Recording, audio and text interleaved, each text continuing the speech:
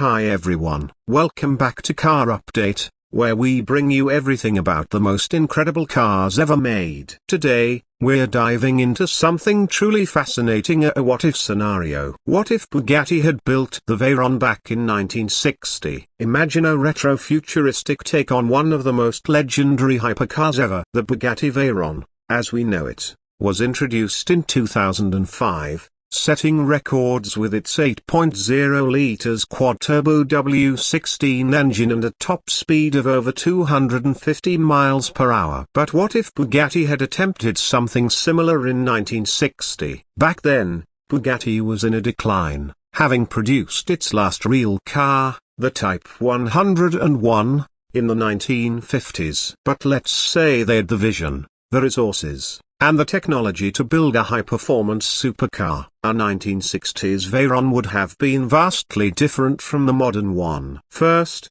the design would reflect the era's aesthetics: long, sleek, and elegant, with flowing curves inspired by classic Bugattis like the Type 57 Atlantic. It would likely have featured a lightweight aluminium or even hand-beaten steel body, with a front-engine layout rather than the mid-engine design we see today.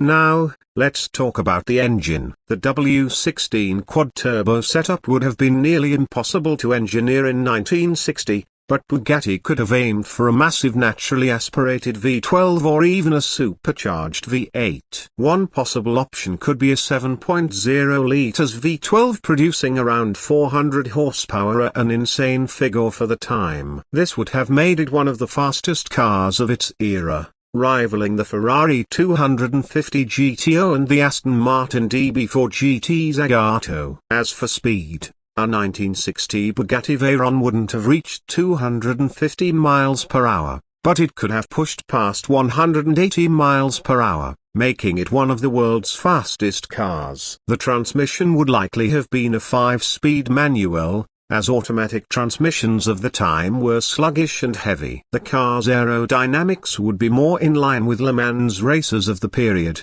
with their long, streamlined body and perhaps even some early form of active aerodynamics, like adjustable flaps.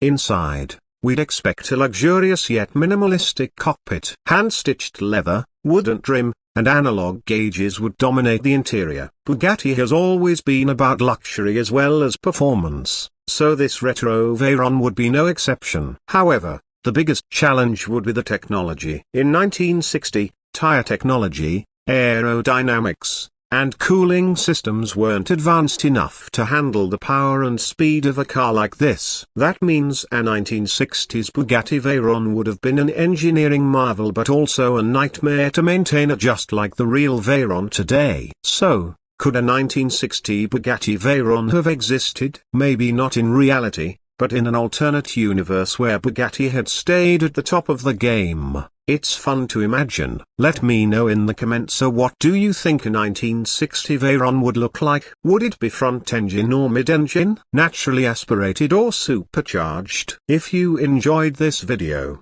don't forget to like, share, and subscribe to Car Update for more amazing automotive content. Thanks for watching, and I'll see you in the next one.